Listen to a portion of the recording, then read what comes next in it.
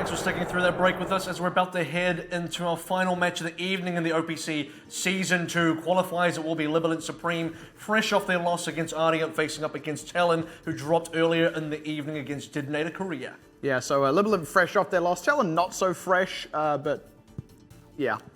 Yeah. Well, in any case... Closer to their use by date. Ouch. So need a light-proof bottle. So here's the thing. That would help. So the thing is, right, Libalent losing to Ardent there has actually told us very little about this team. And that's quite interesting because Talon will have seen them play just now. There's not a lot they're going to be able to have taken away from it. But when Libalent saw Talon play earlier in the night, there is a lot more they could have taken from it. And specifically, they could have taken away how Detonator Gold beat them because it was a much more slight win, where the weaknesses indeed of both teams were a lot more exposed and apparent. So Libalent have had time to go away and sort of go, okay, this is how we should be dealing with that. But honestly, with how aggressive Ardent was playing, it's not like a weakness was exposed with Libalent. They really did just feel a little bit outclassed. And that actually means that their potential power is a lot more hidden here. I like to think so as well. And both of these teams now both of them have gone 0-3 against Ardent. So it's not really a surprise. And again, it doesn't tell enough of a story because we didn't see what the Talon versus Ardent game was. That was of course online, and was it a close 0-3? Was it a much more one-sided game? Yeah, it's hard to say. As we just saw. What I will say is both teams are rather well warmed up.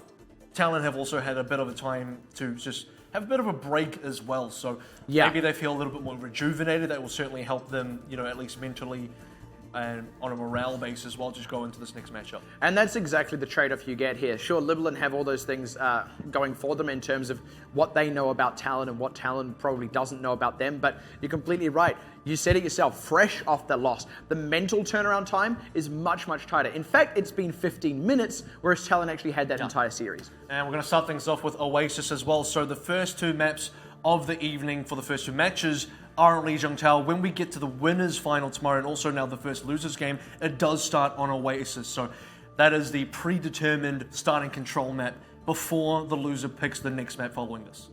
Yeah, so this is quite interesting, and also, of course, loser of this goes home. Winner of it does get another shot at making it into OPC Season 2, but one of these teams, come all the way to Taipei to play here in a live LAN setting, and it may just all end now. Surprisingly, Mui isn't on the Sombra here because, usually Talon is a team that most wants to play Sombra. But that dive is absolutely convincing, Sombra or no. They absolutely flatten out Libalent there, who aren't even able to get their own Sombra really up and running. We just saw this. Actually 70% charge now, so it's nothing to be balked at. They'll get a good opportunity to counterattack, especially with picking Mui at the end there, but certainly the cap going the way of Talon to kick this one off with a bang. Oh, they haven't capped just yet. Not as long as Darton can just slowly try and stall this one out. Now the cap finally goes over. Celine did end up building the EMP, but it was otherwise not really a factor in that. Talon didn't even go for Celine. They just said, we're going to run over every other one of your members. And for a team like Libalent Supreme, they just got ran over by a super aggressive team, and it does look like they're kind of weak to this particular playstyle. Deep in with the EMP, though, as they immediately convert onto small pond. That's more like what they're after there, is the aggression is starting to pay off, picking move as he tries to dive. They do lose Hotate in that, but they've got control of the point now, and they'll get extra control of the health packs as they pick up the last few kills. So that is the exact counterattack we expected to come out of them with that Sombra ultimate. ISO committing a pulse bomb there is very interesting as well, because, the point is already lost. It does stall out and demech the D.Va, so sets them up nicely for the next fight, Talon. Absolutely, and 34%, nearly 40% onto the EMP after just using it pretty much as well. Jasper going down there is going to cause a few issues for Libalent Supreme, wanting to hold on with 0 ultimates, no EMP, nothing to play with. Meanwhile, Talon are just about there, moving on to the Dragon Blade. This looks like a very easy push in because LS have already just backed out.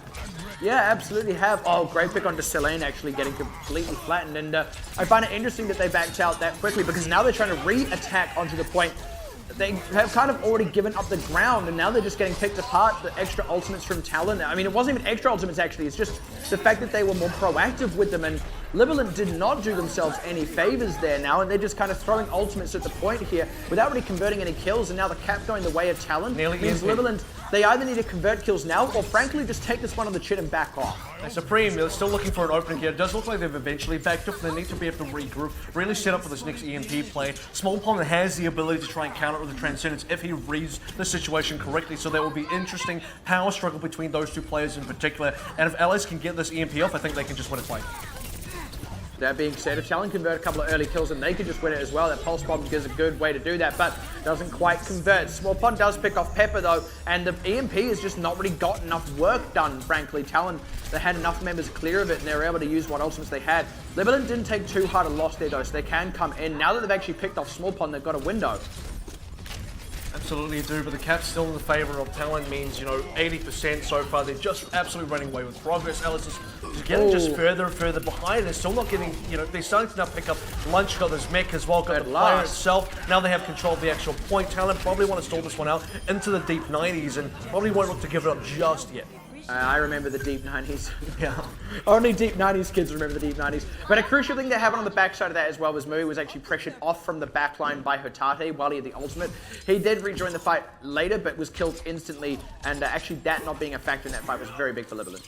Also, Libalent Supreme now going to come in with this EMP. Definitely a much better position than they have. They're certainly not going to play into small bonds transcendence before, which was a pretty big factor in Talon surviving the EMP.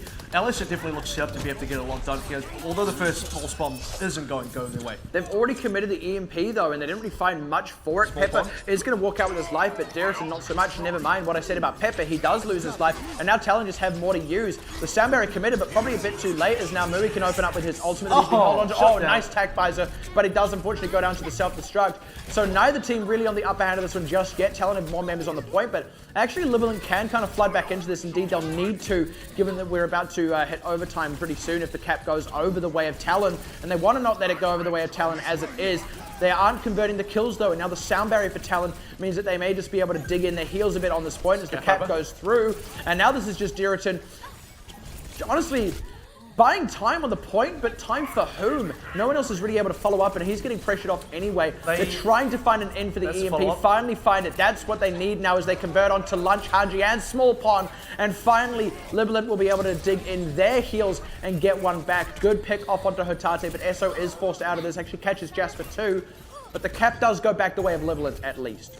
Yeah, well, then again, a little bit of time to play with Talon, almost working a bit of miraculous. Esso, the miracle worker of the team that we saw against Detonator Korea, now trying to make his work done on Libalent Supreme. But they are slowly running out of time. Not enough miracles this time around. Yeah, very early commit by Esso, and it was a necessary one to force the overtime, but it means he goes down and now the team's in the 5 versus 6. Mui trying to get onto the point against it. He can put some pressure down, but already being pressured out. Libalent are actually on lockdown here, but there we go. The converts through for Talon as they find a couple there. Want to get a few more than that, though. Hanji, this ultimate can pull a lot of weight, but with Small Pond out of the picture, they should be able to pick out Lunch's mech. And Mui somehow still alive in this is so huge, as Hanji just barely kept him in. Now coming back in with the tactical visor is massive as they convert onto Pepper and Darrison straight away. They cap back in their favor in a second now. And again, now it's Libalent forcing the overtime with no one really to do it. Selene getting picked before the sound barrier comes in.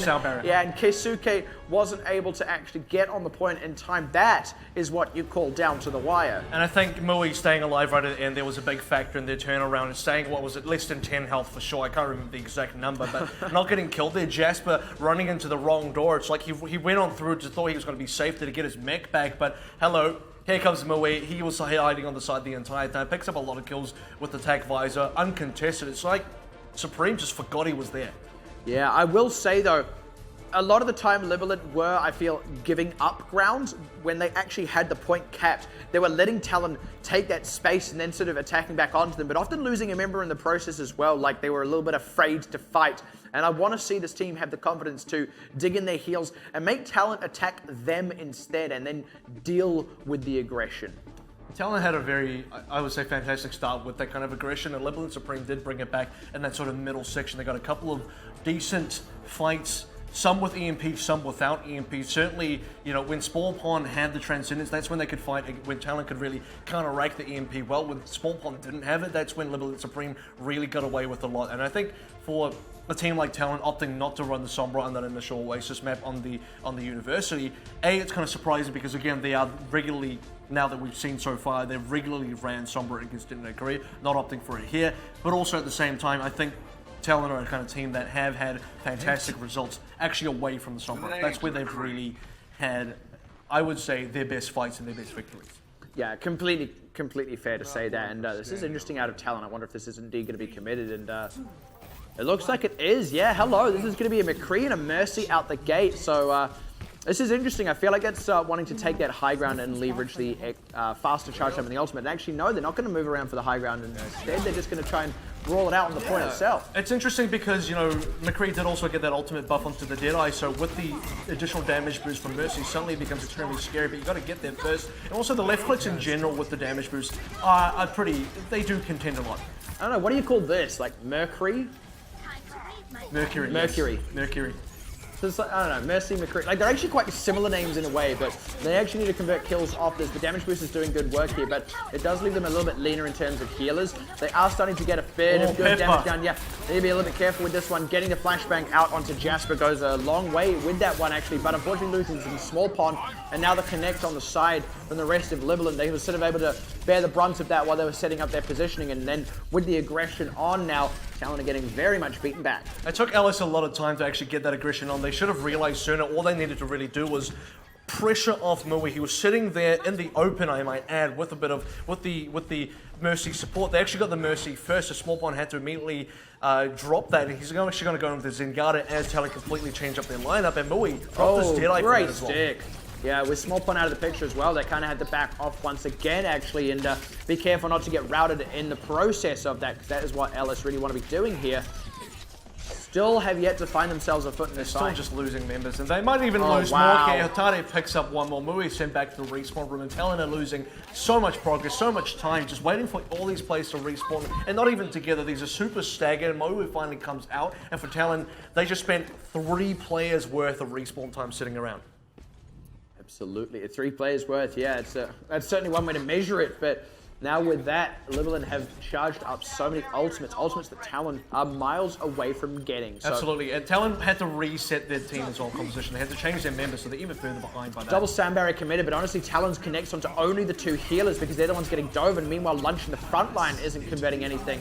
Transcendence out from Selene just to keep this one secured for them, because honestly, they had the ultimates to play with, and not a single DPS ultimate committed. That was just splitting apart Talon, you know, divide and conquer. We're almost onto the last fight here, into the 70s, about to hit the 80s, and LS sitting on 3 ultimates. Talon just barely working up to, you know, for Mui and Small Pond, their first ultimates into the game. And for Mui, technically be his second, but he never got to use the Deadeye, and to have to swap off that while having the ultimate available must have really hurt the team, and they're definitely feeling the effects now. We're about to hit 90, and Talon just got to go.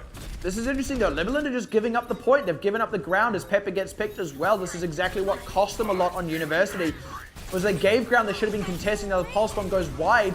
Luckily, Mui getting aggressive is able to convert some for them, but honestly, that was not a solid start in that particular fight, but the extra kills towards the back end of it here now. Talon just kind of taking the ground. And Mui getting the initial pick off onto, I believe it was, might have been Pepper, if memory serves correct, really started to swing things in Talon's favor, but they're so far behind me. 0 to 99, it's certainly doable, but not against a team that's so far ahead in ultimates, that conserved everything, that saved everything to come back and just win one fight.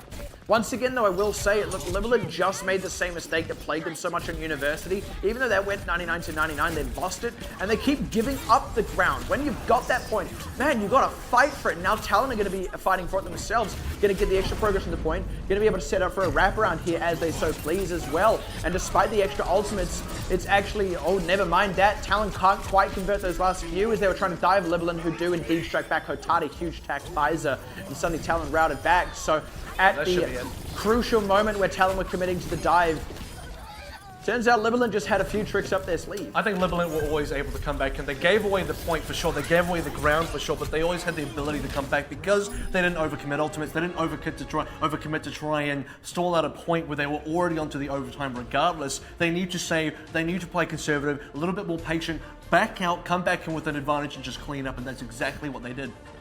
The only thing I find troublesome about this is, it's one thing to back out because a member got picked or you're kind of going off even and you'd rather, you know, back out, take a more favorable fight. It's another thing to back out when you've got the point, you're all 6 members, they go for their attack, and you just leave the point completely, and that's what seems to be happening a lot. Only the one time there, but like I said so many times on University.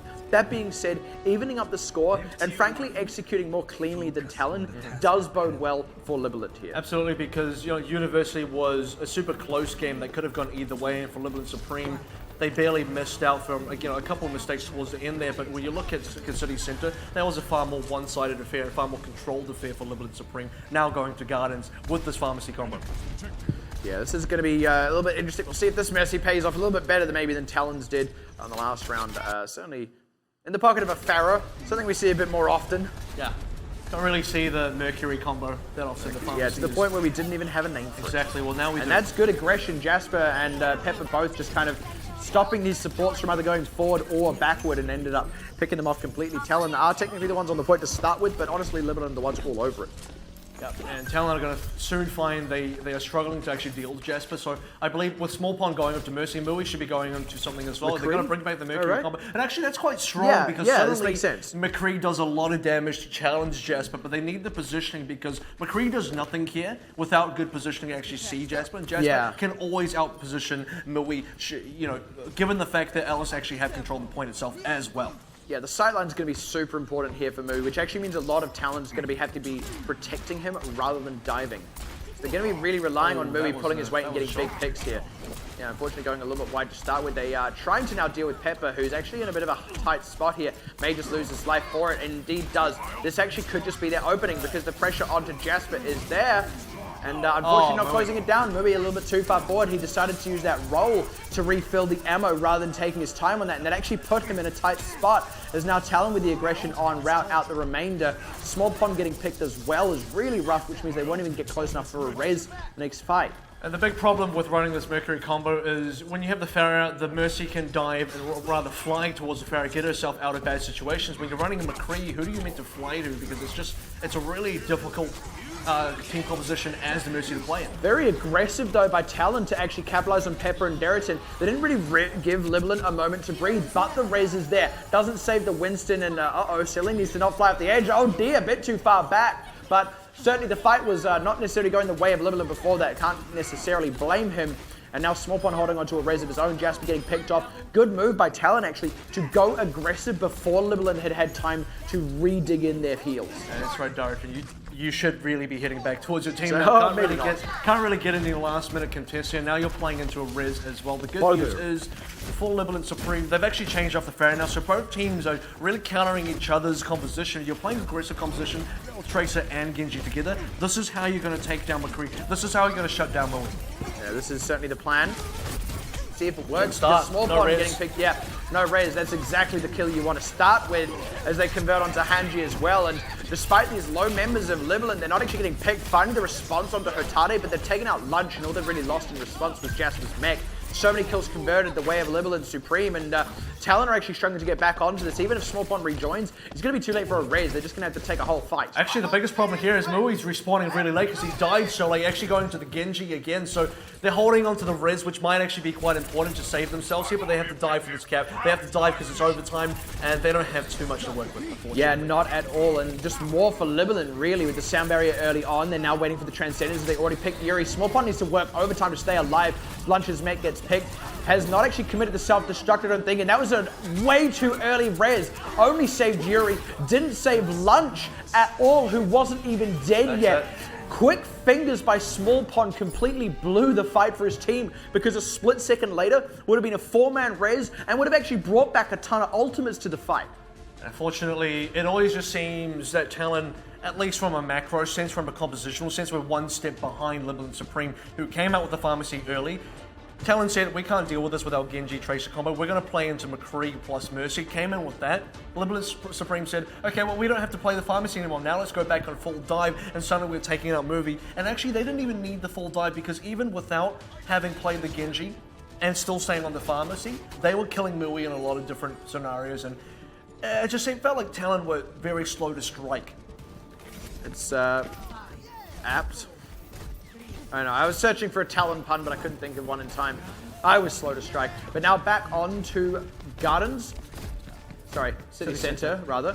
This did not work out well for Talon last time. Let's see if they execute a little bit more cleanly. Not going to come out the gate with this McCree. Yeah, I think this is definitely better. Yeah, I think the McCree actually cost them quite a bit last time. It cost them a lot of time because they had to reset ultimates and they were so far behind in terms of economy. At least this time now, they're going to be on even footing. And they look way more comfortable when they're actually able to get aggressive on the dive. And they already pick off Hanji, like I said, comfortable indeed, and Lunch as well. This is great. This is actually very similar to what they were doing good against Detonator Korea. They were able to pick off the tanks quite well. Libalent, unfortunately, getting the kills off the back end of it are the ones to actually convert. Yeah, so still quicker to fire, Libalent Supreme. The positioning was extremely important there because for a dive team like Talon, you need to be able to jump onto the backline, you need to be able to shut down Hotate. That just unfortunately wasn't really the case, and Libalent Supreme were able to get much better trades around the back end. I think the tanks played a big part in that.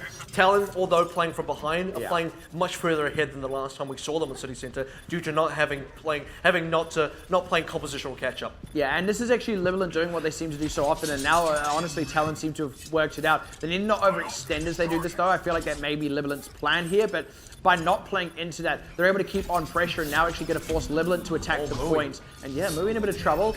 Deflects while he secures himself a health pack, and Small Pond getting picked off is very unfortunate in that dive there. As well. No one is really answering the members of Libalent who are diving, and Talon actually aren't pushing the go button on their own dive here. And that's a problem because you see Mui on the flank there, and what is he really doing? He's setting up for a dive, that's fine. You're revealing yourself super early. You don't need to throw shurikens onto the other team. You don't need to show that you're actually waiting there. You get aggressive, you have to run away to get a health pack. Suddenly Libalent Supreme want to play 6v5. That's fine. They get 2 of your members, and suddenly your dive has just been taken apart. You never really pushed the trigger. You never actually committed onto that dive. You just sort of sat there, had a look at the other team, then walked away. And this is Libalent who have already given up the ground when they're doing that, by the way. But this time around, Talon looking to get more aggressive on the dive. But honestly, Hanji needs to be careful not to go too deep, and that's actually what may just happen here, because no one's diving with him, and they're busy trying to deal with Diriton on the point itself. They may just take out Pepper here. It's good work by Esso, but they need to get a lot more as Jasper picking off Yuri, and there's no transcendence out of Small Pond to match Selene's one, as now Hotate has just got free reign on this point. Talon way too deep, way too scattered. This is not a clean, coordinated team, and it is a team that's getting picked to bits. And this is going to be a cap over from Alice at any moment there as they clean up Oasis after a kind of unfortunate start on University. The last 3 stages of Oasis definitely were in their zone, definitely were in their control, and it really speaks to Talon falling apart. I want to say specifically at the end there, where you look at the dive and you pointed this out, but Hanji going in, kind of went in by himself, went up for the primal rage, didn't achieve too much. Mui couldn't follow up. Mui chose not to follow up in any way, and it was split. That's a good way to describe it because everyone sort of knew the right idea, which is we don't want to wait too long because that was a problem last time, so we're going to go, but everyone's going to go in different directions. Yeah. But that's exactly... Divide and conquer, unfortunately, not so effective they kind in of this game. Divided themselves and got conquered. But so here's the thing, Divide and get conquered. Yeah. Oh, well.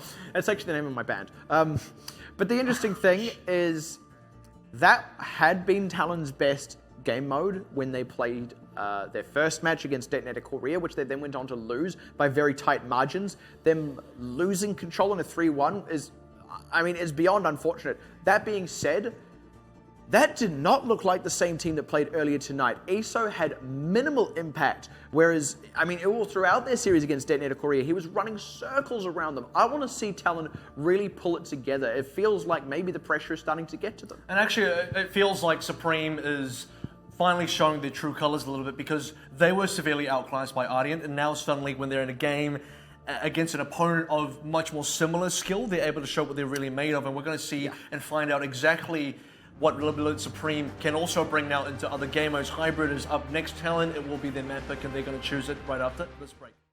Welcome back again to the Overwatch Pacific Championship Season 2 qualifiers, and it's right now Team Libalent Supreme against Talon Esports, heading into map number 2 after Talon copying a loss on Oasis. Bit of a rough one for them as well, because like I said before the break, Control was actually the one game mode they took off Detonator Korea before ultimately losing the series. It was also a much closer series on the whole, so you can't help but feel that, maybe Control is a bit of a marker that they may actually fare a little bit worse against Libalent Supreme than they did against Detonator Korea. That being said, the other thing I said was that I don't feel they're playing as well as they did against Detonator. I think that's true. I think they're definitely they don't look as confident, they don't look as prepared against Libalent Supreme, maybe different play styles, it could be a lot there. Talon Esports opting for the King's Row again. In fact, no, it was Detonator Korea that picked the King's Row. But either way, they won. And also Libalent who picked it against Ardian, which is actually quite interesting. And I think it just kind of speaks to what we were actually Everyone saying. Just wants to play King's Row. When Libalent picked it, that's exactly what we said. That honestly, King's Row is just a safe pick for all teams. You don't want to accidentally go to a pick that the other team is just way better at than you. You don't want to do that until you're, in the OPC and you have more time and more information. Here, you're just going to go to neutral ground, something all teams are decently practiced at, and that is Kings Row. Absolutely is, and we saw a decent amount of, at least from Talon Esports, they played Sombra. They played Sombra a decent amount here as well, so a team that is really favouring the Sombra, they may opt to bring that one back, they may not. They may choose to not do that. I kind of prefer them not to, because I feel like the results have been better when they just play the Tracer Genji. Even when they play, I would say, Tracer Soldier, which Mui's been picking up. So Mui's definitely been the one player that has, he's flexed a lot. He plays a bunch of different moves. He absolutely has. The other thing as well is, certainly against Detonator Korea, I really felt Esso was honestly going off a lot, and between him and Mui, when they were on that Tracer Genji, they were looking really impressive. I've been surprised that, I'll be honest, the same wasn't happening quite so much on Oasis. Let's call it a hiccup though, and I'm really keen to see ESO hit his stride once again. And actually, I want to see Lunch back on a DPS, because this is a team that had a really scary triple DPS. When they played Mui on Sombra, which I believe they're defending, because we already seen a Sombra in. I wouldn't say that Supreme or a Sombra defense team on Kings Row, whereas Talon are. I kind of want to see Lunch back on something like a Soldier for this, but otherwise playing a Widowmaker on a Widowmaker appropriate map, because that was a very strong composition as well for Talon. Well, this is interesting. They're actually going to be just running the Sombra, not triple DPS, so Lunch is sticking it to the Diva. And I can at least appreciate that in one regard, but I mean, you're not going to be protecting all that many people with the Diva, especially not when you're running Anas and Yada, but see how this pays off for Talon. Definitely. Mui not going to get a lot of Volskaya stuffing us off with and revealing himself rather early. Oh, good pick onto Selene. That's exactly what they need on the open up. And that's because they actually kind of bided their time a little bit, waited to get the wraparound. But unfortunately, the tank's getting a little bit too aggressive on here, as the DPS hasn't quite taken out enough members. Picking just this tank is good news, as Deriton has had to back off as well. Pepper very deep and actually does convert onto small pond. It means they have to really go aggressive now to convert the rest of these kills that they hadn't quite closed out before, such as on Jasper, and really need to try and pick Deriton out. Oh, but Mui over aggressive there, and now actually Talon are getting beaten back here. I mean, the tanks weren't actually protecting the healers, and that was the only people they really needed to be protecting, while the DPS was just not doing anything to Libalent's backline. And we've seen this a decent amount with Talon, or when they play the Sombra on defense, specifically when we see Kings Row, is they spend a long time trying to get it going, and they're really relying on EMPs to carry these fights. But unfortunately, if Mui goes down, that's kind of it, and he has been going down. Teams have been picking him out. Wow, just barely able to translocate out of that one. That was very, very tight, and also ESO just barely slipping out as well. Does mean they do get a little bit more of a defense here. They're not going to completely miss out on the bookshot, but they might not get the ideal position for it either. Yeah, certainly not. And I think, LS are prepared for this, because Selene does have that Transcendence ready to counter. Mui getting an early pick-off. Oh, that's big. This is definitely Talon going icy. Talon going quite aggressive here. Ellis, no. So Ellis immediately back off. So well played defensively as a reaction from Ellis, but they do lose some cart time. But they are very careful to not drop anything else as well. Yeah, Hotade and Pepper were actually both set up quite aggressively there. Pepper especially was really looking to kind of weave around the back, starting to get a pulse bomb. So there's the EMP out this time though, and now that's what Libalent had to fight through, but they're reacting well. Deriton getting picked off early is good, as Small Pond does not have a Transcendence to match Selene's, as Hotade going off though instead is getting kind of answered, but it's not clean for Talon. And now that they still haven't got the Transcendence, they're struggling to keep these key members alive. Hanji with his ultimate stalling out, and I wouldn't be surprised to see Small Pond commit this very, very soon. Mui finally finding his way to a health pack. As Talon, they haven't actually stopped the payload, but they haven't stopped fighting either. And the respawns are going to start favoring Libalent if they don't convert kills soon now,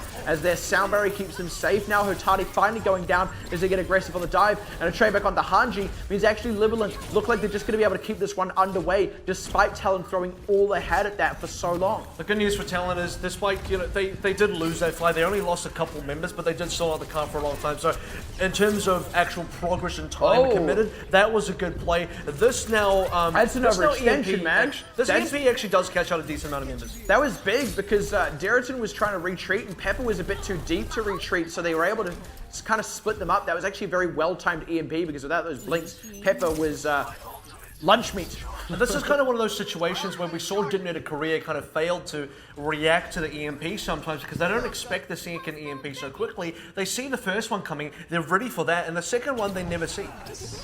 Well, Hanji already picked off at the top of this one, though, is not good news for Talon, and you can't only rely on that EMP. Now, Lunch as well getting trained down, and so often we just seem to see both of these tanks dying with, honestly, not even the supports or DPS taking any damage themselves. It's just the tanks aren't getting any kind of support is what it often feels like, and it's surprising that Libalent are able to take out the tanks because normally you dive past them to get onto the supports. So they're just kind of keeping this underway. This is definitely going to be Dragon Blade. When Genji dives up that quickly, yeah, he's already aiming down. You can see that's him. the Dragon Blade angle. Yeah, it is 100% the Dragon Blade angle. If there's a selfie angle, there's also a Dragon Blade angle.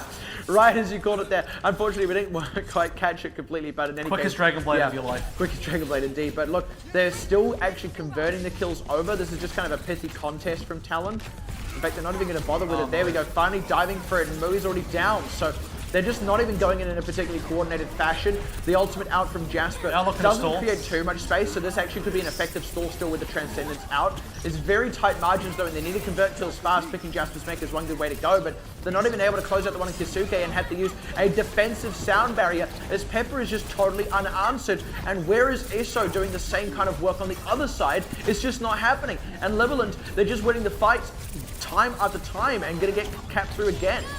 Yeah, and it's really unfortunate. You know, Mui's still sitting on the Sombra, nearly onto the EMP, but it won't be enough. He sort of died, came back, but Talon weren't able to pick up any kills. I think it's important you mention Eso wasn't doing what Pepper was doing. Pepper was so good on his side, all the damage output, all the pickoffs. Eso on the other side, not the case. Now Talon's still sitting on this defense. They stalled out for a long time, but now they need to actually stabilize. Honestly, Pepper going full habanero there is what it seems to be. And there's the EMP now committed, but honestly, the follow-up isn't quick enough from Talon, and again, they're just being beaten back by Selene, who still had that Transcendence, who wasn't in the EMP, and now the entirety of Libalent keeping it underway. Oh, Hanji, no! Hanji, please. Carter's still definitely moving here, which is a big problem because EMP committed. Talon definitely went for that fight, but they didn't stop the progress, and no, not at all. Just going to keep pushing on through. And again, where is the DPS doing this work? I mean, I don't even see Mui really getting damage, let alone EMPs. Eso finally picking himself up a kill, and they did at least not let Hotada get too much from the Dragon Blade. They have an opportunity to swing back, and with the respawn advantage in their favor here, they absolutely should take advantage of that, but look at this now. So deep is Hanji, but he can't get any kills. He's not even successfully displacing all these members, and he's nearly losing his life for it as well. He's taking up all the time of his healers, and once again, Mui and Eso not actually converting anything. Oh, they're about to get the EMP again. There comes the EMP finally, but they've already dropped the member. Oh, dear, Deriton. Oh, yeah. Tate off the side as well. Yeah, I think it's because he realized Deriton was done for, and with the EMP there, they just went, no, you know what, let's just take this one on the chin. So look, finally getting it through, but once again, I don't think it's actually happening because the DPS is securing kills. It's just like they finally kind of muscle Libalent away. Well, it does seem like Talon are winning fights when EMP are up, and that's not even a given. That's not even a fact. They're mostly winning fights when EMP are up. They're not always winning fights when EMP are up, and that's kind of scary. Now Pepper's going to go into the Widowmaker. If Infrasight comes up, they have a really good way to counteract the EMP, which has been plaguing them a lot. And look at this. This is actually where Mui can really shine, because Pepper is going to struggle a lot more in this one, but Hotada opening up on Lunch's mech means there's not many defensive tools here for Talon, and they're not able to dive Pepper. Annoying. Yeah, Mui is really annoying, but that was actually a good job by him, because like I said, Lunch without the mech can't actually contest Pepper, so someone else has got to do it, and that's exactly how they do it. Oh dear, good response by Hotada, and he could go aggressive with the Dragon Blade. That's indeed what he's doing with the sound barrier on him. Oh, Eso finds himself right in front of the Shiny Blade itself as it secures on Yuri. Now Talon are going to be piling out the gate to try and contest this one. Man, Hotate, where was this play when you were going up against Ardiant? It was just the Ursta show, but now Hotate is up to play as well as Ellis continue to push on through. The EMP finally does come out, but it's a little bit too late maybe. Good self-destruct, that's what they needed. Yeah, finally able to convert that one through, and without those movement tools, no one could really retreat safely from it, so they kind of keep themselves alive through that one between those two ultimates. Pawn got really panicky here, switching to the Mei quite early, going back now onto the Zenyatta, so I don't know, for LS they've actually lost a lot of time. They've actually, the EMPs have been costing them enough fights, and I believe Pepper onto the Widowmaker is not getting the results, specifically because they get picked out early. But down to 30 seconds, LS got to choose, do they actually get out here and try and regroup, or do they commit? And it looks like they're kind of doing half-half. Man, you remember when body shots would kill a Zenyatta? Man, that is like the polar opposite there. And Celine does go down off the back of that as well. Good job by Gotta wait even more. The pulse bomb didn't actually secure any kills, but it did so much damage to both Deriton and Jasper that the entirety of Libalent had to back off, and now only 10 seconds remaining. All right, well, Hotano is about to get Dragon Blade, and so far he's had great Dragon Blades. At the same time, Mui's been winning with the EMPs. If he plays here, I don't see That's enough too deep, Talon man. members. Oh, but Hanji connecting, and they close out on Jasper before he can use the self-destruct. That could be all they need. Hotari has to pull a lot of weight now, and he's struggling. Mui just kind of slips away before him, as Pepper is the one instead converting the kills. Talon are actually finding themselves a little bit worse for wear, as Lunch was the-megged, and Mui, sure, he got out, but he didn't actually retreat to a health pack. It is indeed winnable for Libalent. It's still winnable for Talon as well, though, because they do get the respawns, and Mui, to his credit, is keeping this one alive for his team. Goes down, though, and now they're into that trickle situation. The sound barrier only keeping Hanji and Small Pond alive as Yuri goes down. They're still converting kills, and Talon, yeah, they have to commit a primal rage. They do at least have that. Celine commits out, Jasper committing out the ultimate, secures Lunch's mech as well, so even less of a health pool there to contest the point. And everyone on Libalent is so untouchable as Talon get picked as they trickle out. And I'll be honest, that was better than Control, but that was still a rough performance for Talon. They're just not looking as clean. They're not converting actual kills. And the problem is, when we saw Talon last time against Detonator Korea, they swap off the Sombra right at the end of the third checkpoint. This time they didn't, and it really shows when Talon were winning and when they were not. When they were winning, they had EMP. When they weren't, was every other time, which is any time they didn't have EMP, they were severely behind. They were severely, it's like they didn't have any other options, and EMP was the only thing carrying the weight of the team. And even so, I mentioned already, the EMP wasn't 100% successful. There were plenty of times EMP came down and not enough was done. And that's a big problem for Talon in terms of, you know, how can you consistently win? Well, you're not going to do it if this is what you're going to run. And here's the thing, right? Who is meant to be capitalizing on that EMP, right? If it's really, really deep, you're relying on Iso and Hanji to dive with you, and Hanji's going to get discorded. Like, honestly, it's so hard to get an EMP to connect onto the tanks and that Zenyatta. Hanji's going to get discorded. The DPS can still do damage even though they don't have those movement abilities. The Sombra still is to compete with those DPS, and you actually still have to do it through a Diva and Winston, who are still shooting you. Surely they can't use the defense matrix and all that to block you out, but they can still shoot at you. You need to wait for the enemy team to come into you if you're wanting to use the EMP as a defensive tool like that. They just keep overextending and keep getting picked off. And actually, Libalent Supreme didn't have to go into the overtime there. I kind of feel like Pepper at the end of the day going to the Widowmaker wasn't that effective. He had the opportunity to stay onto the Tracer, which, by the way, he was quite dominant on. We had that moment on Streets phase where Pepper was doing so much work, Esso not quite as much. And if Pepper kept up that momentum, he kept up the snowball and just really played his heart out like he was on Tracer so far. And he did go back on the Tracer towards the end, and that's kind of when Libalent Supreme just sealed the game. They said, okay, no more of these shenanigans, we're just going to end the game right here and now, and that's exactly what they should have done from the start.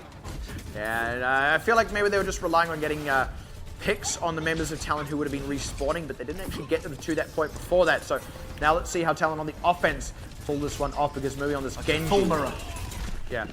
Full mirror, but certainly one I feel is actually much better for Talon, as there's the pressure out. So they're able to keep the high ground that they've kind of gone aggressive to claim, but they need to be careful that their support doesn't get cut off. And once again, we're seeing this, right? Sure, these divers are diving, but they're kind of leaving their own team out in the dust. They're going to have to go aggressive to try and make it work, but losing Iso means it doesn't matter how much work Mui does, it's not going to make anything happen. And suddenly, he finds the person who has cut off the rest of his team from him. He will be able to retreat, but they're not giving respect to the counter dive. And that's the kind of thing about running dive against dive, and when both teams are completely mirrored like this and both very aggressive, heavy casualties on both sides are just expected. It's usually the supports that end up being the short end of the stick, so to speak, and they just, you know, they're not going to have a really good game here. And LS just LS are definitely drawing the better sticks. Yeah, picking off Small Pond once again though, and they're actually, now that they're going to turn around and try and deal with these tanks, but they're having a hard time with that as well. But they've kept their DPS alive, and that could be all it takes here. Pepper has respawned, but he's got to gun it back to the point. As Mui opens up, has to watch out for the self-destruct that only catches Hanji. Pepper is the one who catches Mui, and it means that LS are able to get back onto the point to keep defending anyway. Still definitely holding out for a very long time and getting a decent amount of ult charge here. The rotations are looking pretty good. Mui already had the Dragon Blade, it just unfortunately just nil effect. I mean, for LS, they've managed to repel Talon every single time. They're set up to do that a little bit more. Support ultimates coming online as well. Talon is just finding it difficult to find any angle, and that is one angle though. That is indeed the angle, and actually the pulse bomb was committed out of Pepper, only to convert onto Small Pond, who was already low, and now Eso doing even more work, and finally Finally, Esso returning to the form we saw him in his first game of the night. Now looking to convert one last one through. He doesn't find a health back there, but he's found enough kills. They'll cap this point over surely because honestly, Libalent... No, LS are going to commit. LS is definitely committed. They look like they're in the position where they're going to go in.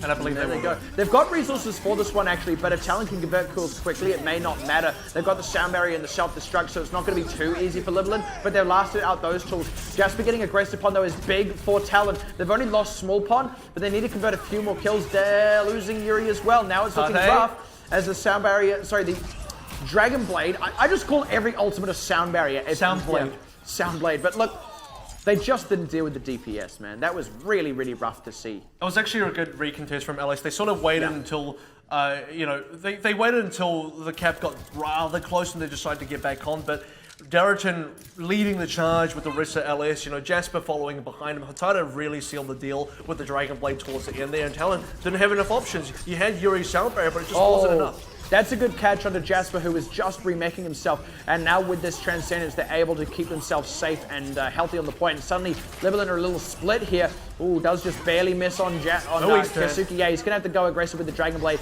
It is at least worthwhile here.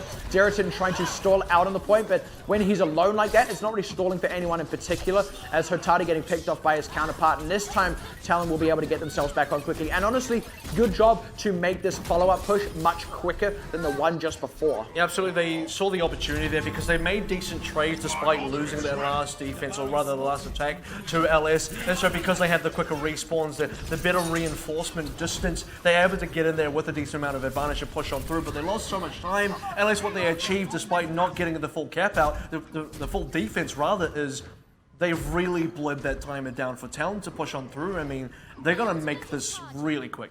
Yeah, they're going to be pretty much uncontested, but what is Lunch doing that he is getting so low at the top of these fights? It's just, I mean, it's got to be some quirk of mispositioning here, surely, because honestly, everyone on Talon seems to be so low without even actually doing anything to the members of Libalent as it is. I think for Ellis as well, they need to find a good angle here. They finally get that good angle. They stop the cart straight away. Oh, but Hotada pressured out, actually. He has to respect the Transcendence. Good timing on that by Small Pond. And now with Selene down and out for the counter, Hotada isn't going to have a healer to retreat to. So now he can't really affect the fight. Unfortunately, this Pulse Bomb doesn't find too much, but they're getting the kills through. So all's well that ends well. And Libalent, good start, but well reacted to by Talon. And once again, looking a bit more like the team we saw in their first game of the night. Yeah, well, Ellis's, their game plan now is to stall for time up because they realize with Talon under 2 minutes remaining, if they can just push this close enough to overtime, they'll force Talon's hand eventually. Talon, however, on the other side are receiving a decent amount of ult charge, so Ellis are trading time for ult charge on the other side, and for Talon, they need to be able to actually leverage this additional ult charge, make a decent amount of progress, and make up for all that lost time they're now losing. And now looking to get aggressive once again at Libalent, but Talon looking a little bit more comfortable this time around. Mui needs to be careful to not be too far forward, but he's actually got his healers with him this time. Now they need to go aggressive to counter out the dive, and they think they've got themselves an opening. Self-destruct is a way to do it. Small Pond picked off at the top, though, is a little rough. They answer it back with Selene, and now suddenly LS, a little worse for wear in terms of ultimate, so Mui goes on the attack. The tank's looking very, very rough and no healers to back off to. Darrington will at least scrape out with his life, but he can't actually contest the payload as Pepper goes down. Nice deflate there, actually, but actually, no, it was just the shuriken. The deflate just ended. The attempted response now by Hotada is so low, he gets a couple but gets picked off, and they will be able to just barely push this one over the line. It's looking like, unless Darrington suddenly pulls out a miracle here. Oh my goodness, they just abandoned him. That's the thing, because Hotada actually got a decent number of kills. So yeah, he got shut down quite early, but he did enough damage that Talon had to just kind of respect that. They had to realize we're not going to have enough to push on through there. Darrington holding the front line as well, and Talon says regrouping is the correct option here, but they are almost out of time. Overtime was LS's goal. They wanted to push this towards the end where Talon was going to have to get desperate, and desperation is exactly now what's happening. Sound barrier out very early, but they already lose Small Pond. Answering back with Darrington is good. They're forced out this Transcendence now, but they need to keep themselves alive during it with that sound barrier as well. Libalent giving themselves a ton of time to work with, but they're not actually doing much with that time. Finally, they get the aggression onto Haji. And honestly, Small Pond, the single healer left alive, wasn't able to do enough, and now Esso picked out as well. Libalent going to keep this one on absolute lockdown. And Talon, they just look uncoordinated and sloppy. They're in all kinds of places in all different times, and no one seems to be even firing shots, let alone securing kills. Libalent now 2-0 up in the series. And that's kind of the problem that they had when they were defending as well. It's kind of a problem that has been persisting even through the first map on Oasis, and after picking up that initial win on University on Oasis, since then, they've just been going further and further downhill, and it's really affecting them to the point where your tournament life is at stake here. Your ability to make the OPC Season 2 is absolutely at risk. You're about to be completely eliminated. It's like what keeps happening is they find themselves in this situation, they look, to pick out a certain target and go for them, and they fire a couple of shots and they're like, oh, I can't kill them, and then they back off. But they don't back off back to the team. It's like they just scatter off elsewhere, like, scurrying away like mice, and it's never going to work out because suddenly everyone's done that, then everyone scurries away, and actually you're just 6 completely isolated members. Sure, you're still alive, but your healers don't have line of sight. Your tanks can't protect anyone because there's no one around them to protect. You've already run away from your own tanks, and then suddenly you're just a wide open book, right? You can be absolutely torn to bits. Definitely a tough situation for Talon to be in as they're facing, this is match point for Libalent Supreme, a team that kind of had the most one-sided match that we've seen in a very long time against Ardiant, and then coming in against Talon, and suddenly now they're 2-0 up. And the question was, what are the limits of Libalent Supreme? What is their true power level? Because we didn't get to see that against Ardiant. They got kind of flattened in that matchup, and now seeing this, I mean, Talon, if they're not having a good time against Libalent Supreme, I don't even want to know what their match against Ardiant was online. Well, yeah, but that's the thing, right? The one thing I will say for Talon is that they did look better against Detonator Korea, but the fact of the matter is, if they don't look that good now, then it doesn't matter how good they looked against Detonator, right? This is where it actually counts, because like you said, this is keeping your tournament hopes alive. It looks like the pressure has got to them, and that would be such a horrid way to end up going home. Absolutely. Well, they're going to get a little bit of time to sort of, I guess, reassess themselves as tournament life indeed. They may be eliminated. There's only one map left potentially for Talon if they want to stay in the OPC Season 2 qualifiers. We're going to find out what that looks like right after this break. Welcome back to the OPC Season 2 qualifiers as we're about to head into potentially the final map of the evening, Libalent Supreme versus Talon Esports. So far, scoreline is 2-0 in Supreme's favor. Talon have now gone back to Volskaya Industries, which they had a decent showing of against Detonator Korea, and they're going to need at least that amount of decent showing to beat Supreme now. Yeah, so this is now their second map pick in a row, and funny enough, yes, they did also get to pick this one against Detonator Korea. That is because they had won map 1 but lost map 2, whereas this time they've actually just lost both of those first 2 maps. A little unfortunate for Talon, but I really want to see them kind of, put the boots back on and run, as it were. I mean, they actually have some real great strengths that I actually haven't seen come out here against Libalent that did come out against Detonator Korea. Maybe this is the place it happens. They might be a runner, but the hurdles have finally shown up, which is a little bit, it's just bad timing for these guys, really. It's Libalent Supreme, which is, I'm quite happy to see Libalent Supreme able to really show their potential after their unfortunate game versus Ardiant. So at least the silver lining on the other side of the half of the competition is that Libalent Supreme are definitely showing up. But Talon, a team that had such, I would say, competitive results against Detonator Korea to now be this far behind is kind of it's a difficult thing to see. It is. It's rough for a couple of reasons. The first one is, first of all, that you certainly do feel like Talon can be doing better, that this could be coming off a lot more even. Secondly, because it really makes you question how well actually Detonator Korea will fare despite having a decent start, because they have to come up against Ardiant, and if they lose that, which, not wanting to call it, but given Ardiant's performance, that's a very real possibility. If they then have to come up against Libalent, who have a more commanding performance, it just makes it feel like, look, maybe you've already seen these two teams and the rest is a formality. It does really feel like Ardiant are a team that are going to go through to OPC Season 2. They're realistically not going to be eliminated at any point here. And it has seemed like a competition, at least in this qualifying, to see who gets to be the second team to get into Season 2. Yeah, in a way, that is a little bit what it's looking like. But Talon on the defense to start with, back out with this Sombra and this triple DPS as well. And very much liking this. By the way, you see that onion-shaped kind of roof? The ones on the Kremlin? There's a couple around here. That's actually designed that way to keep snow off. So the fact that they're covered in snow shows that Blizzard did not do their research. Oh, That's why the Russians use them a lot, because of, snow is weight. It's hard to design buildings to be extra weight. Let's see if Talon can hold up to the weight of, or the pressure, as it were, of Libalent Supreme. Actually, Pepper kind of forced to retreat. Well, Moe down early alongside us. Yeah, never mind, Moe down. Hotati pressured out though, so they answer back, picking Pepper as well. That's more like it. Now, though Jasper is well set up, Talon do actually very much a real opportunity to strike back, especially with this EMP up on Mui. They can actually come back in for another fight now. And they absolutely do need to go quite quickly here, because take advantage of the EMP before Ellis have time to react against it. That should be the game plan. Esso's already moving towards that position. In fact, that hasn't even been spotted out. This is really huge. And that's a Jasper dive. overstayed. That's great dive onto him as well. Finally, Lunch showing up on top of that one as well. Esso able to back out. I love it when Lunch shows up. Yeah, I love especially when my lunch has peppers in it. Anyway. Yeah, that was Hotati. Okay, Yeah. come on. Okay, whatever. Well, it's hot 8 lunch. 8 hot lunch, whatever. You get what I'm going for. In any case, look, Talon hold. They give up a third, but they hold, and that's what really counts. Now the aggression out of Hotati himself, not really finding much. May get Yuri off the back end of this, but no, even he's wasting a lot of time. I don't believe it. And now the sound barrier means he's not even going to be able to convert. Finally gets Yuri, but the rest of the team is just getting picked apart between the EMP and the tactical visor. And also, Jasper had committed his own tac visor, so honestly, Hotati just led on a wild goose chase. Yeah, turn on the Benny Hill theme song there, because that was difficult to... I don't know what's going on with Hotati. It's a real heartbreaker to just, even right at the end of the sound barrier as well, it's just kind of like rubbing salt into the wounds. It's, yeah, a little bit like that. Rubbing pepper into the wounds.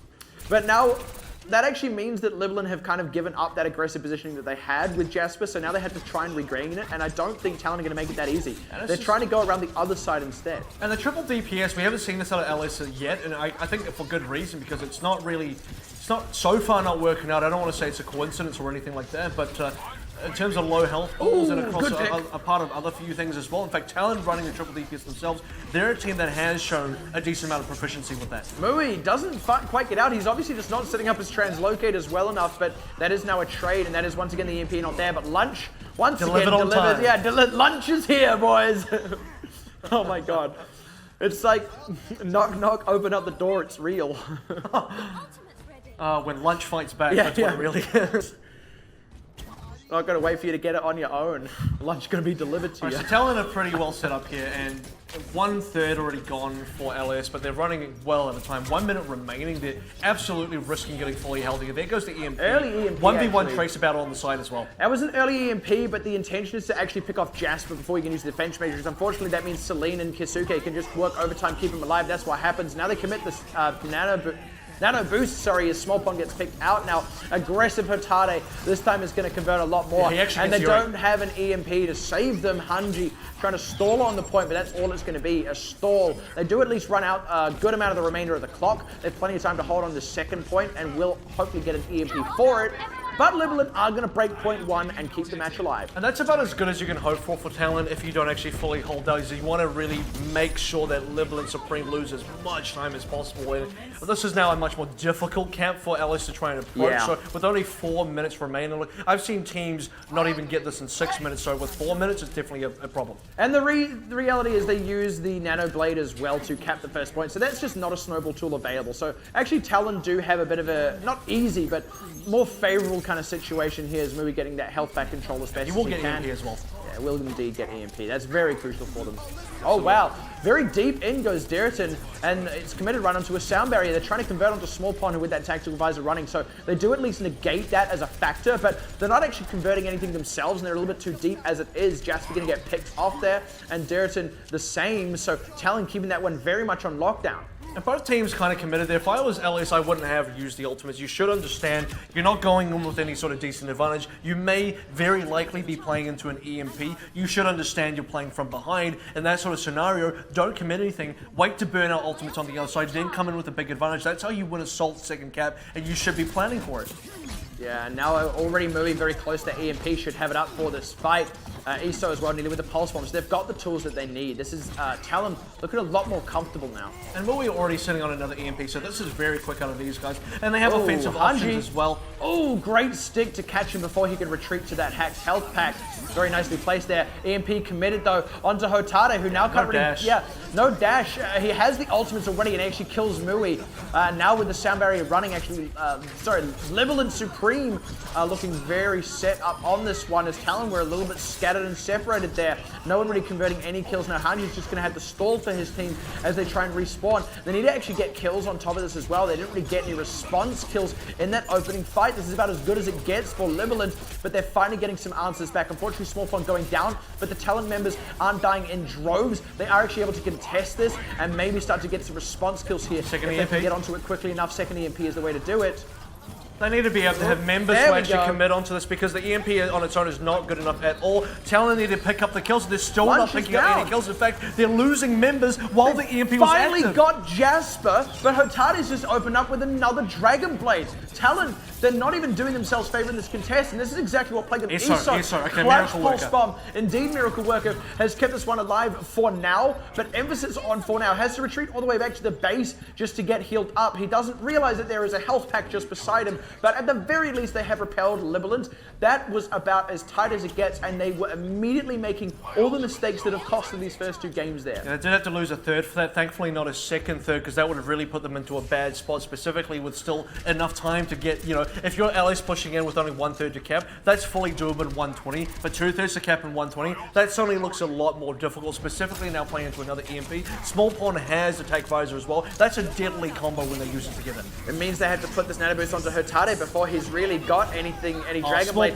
But he got an early pick, and Small Pond down, and they're just not reacting. How are they getting picked apart this badly? You have all the time to set up. They have to walk all the way towards you. It's so telegraphed. Fighting Hotade pressure to the side, but no one's even really bothering to close it out. Finally, ESO going aggressive onto him, but may just lose his life for it anyway. Has not got the recall available. Barely scrapes out, and yes, should hold thanks to the EMP and a good hack actually onto Jasper, who was busy on the side there. But that again was a terrible opening for Talon and a miracle to keep them in it. It just seems like things right at the end there. ESO gets a couple of kills. Talon just managed to hold on. Small Pond should really get back off the May, onto something else. So Talon now hiring Reaper back onto the books, and somehow they managed to get Zarya there for a moment. So I don't know. Lore-wise, got Sombra and Reaper is interesting. Yeah, I think the Zarya was just Lunch resetting the mech that he actually had lost in the fight, but now there it is. Only one last attack for Libalent Supreme, but they had the ultimates for it. And Hotate, he got hacked. That's a big problem. Oh, that's just the EMP commit, but there's no one actually converting the kills, so he's still going to be able to come in with this, but they have converted onto the right. Got hacked again. Now he gets hacked as he commits. That's big for them as he gets picked off. That was so clutch out of Mui. Absolutely crucial there. And now keeping this point on lockdown. That's a big Why hack. not hack the pilot? Sure. I mean, hack everything. Hack the planet. This is what he means when he says that. And they're going to close out on Pepper as well. Really, the last man standing. That is very nicely done. Talon, they found their feet, they lost their footing, but they stayed steady enough, and at the end, they certainly had dug in their heels. 54% is now what they need to beat on the attack. And where Talon really played well, I think, is on the first cap, because the first cap is they defended until, about 14 seconds remaining on the attack, and that's where they bought a lot of time. 4 minutes is not a lot to work with to try and break that second cap. Like I said, a lot of teams don't even do it in 6 minutes. So to lose so much on the first cap, to then come in with minimal amount of time for the second cap, never really setting up for one big push. Supreme never really came in with a huge advantage. They had some really good fights where actually it was all up to Talon to kind of throw it, because Talon had these moments you mentioned where they were either ahead or maybe even at least neutral, but they kind of gave away players, they gave away position, they gave away so much to the other team, and just pulling it back together right in the final moments. ESO getting a double kill with the pulse bomb, ESO picking up a kill over here, over there, ESO really just pulling it away when required right at the end. So, a big part of Talon surviving, that and the fact that they just bled down the timer enough. Yeah, we're still... Where is this? This is on the side room, so if you're on the spawn room and you turn right, you see this room, but you very rarely go here. I've literally never been here. I didn't even know it existed. I'm learning. Yeah, that place was made famous by the Roadhog. By the way, that fade brought to you by my barber. I I get it. Yeah, thank you. Appreciate Back it. in a world where you could run multiple Roadhogs in quick play, and so there was that one play where Mercy got infinitely hooked all the way up the stairs to find a Roadhog, to rather find a Junkrat lying down seductively on that bed. I do recall that. That's actually. where you saw Now that you mention that, so that's where that room is. Alrighty, well, there you have it. A place that you never have any cause to go. It's like when you watch a movie and you find out where they're filming, you're like, oh, that's where they did it. Oh, right. Oh, they're all in the same quarry.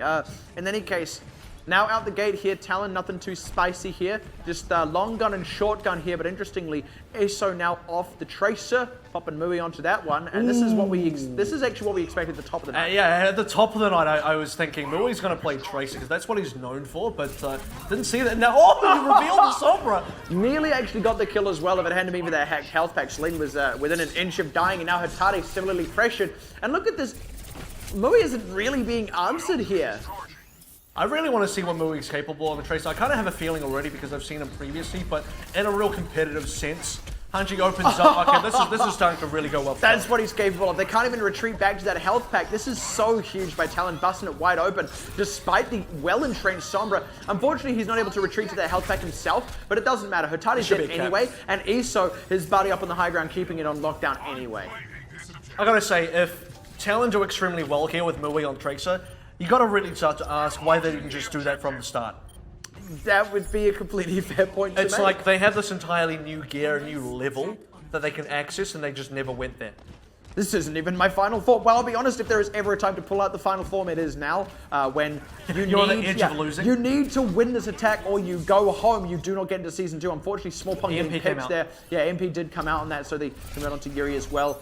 Kanji, I don't think he's quite going to get out with his life there. So 3 kills and stopping up the potential snowball is good news for Libalent, but there is still a lot of time to hold on for. And that's the advantage of, saving the EMP from the first defense. And one thing you can quite consider from that first defense is it's like an extended second camp defense, because all you're doing is getting the early EMP charge so that when you get to the second camp, you're rather well set to actually get the full defense there. It's just like a big one.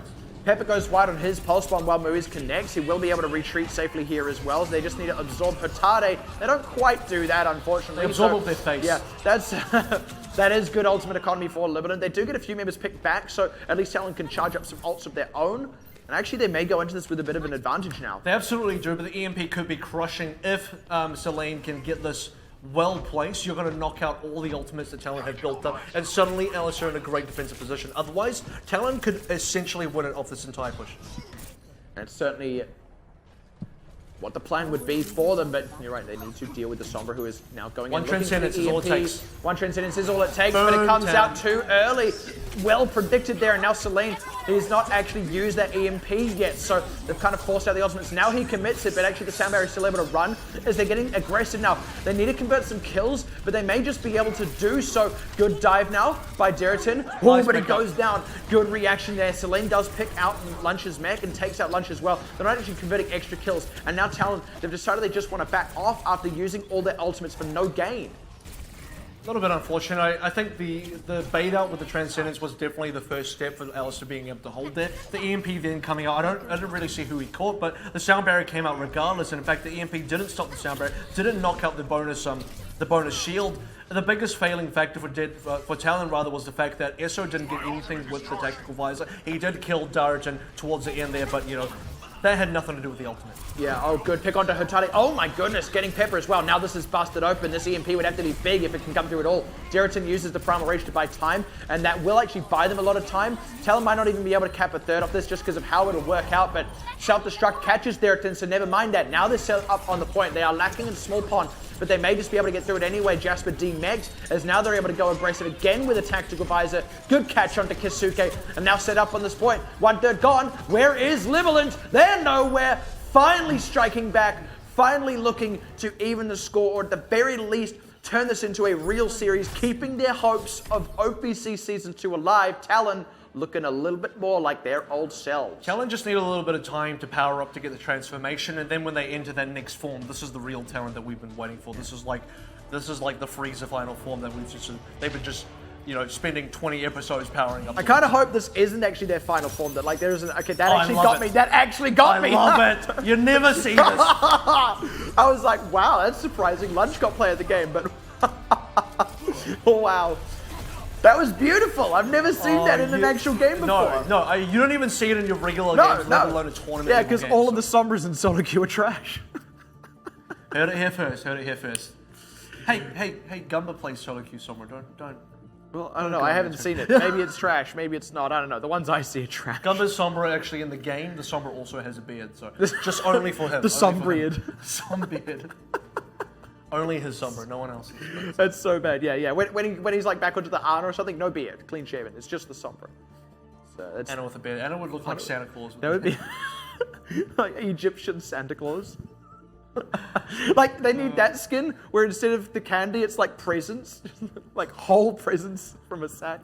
Right. That'd be great. That would be absolutely phenomenal. All right. Well, you know, Libalent Supreme. That was a pretty a big turnaround from Talon rather, and Libalent Supreme definitely fell apart. I would say they fell apart on their own attack. Again, the first cap was probably the biggest thing. And you see from the play of the game from Mui, with their defense on their first cap really held up to Libalent Supreme for so long, and they just couldn't break it because they wasted so much time. I feel like that really affected their ability to get the full cap on cap 2 as well. And for Talon, they just didn't really have that issue. So really well played by Talon. Huge turnaround. Definitely this looking more like the Talon we expected from Detonated Korea. Talon, can they bring it up? Can they bring it back even further? Map number 4 will be coming up very soon. But first, we're going to take a quick break. Welcome back again to the OPC Season 2 qualifiers. About to head into map number 4 of Libalent Supreme, taking on Talon Esports and Talon Strike Back.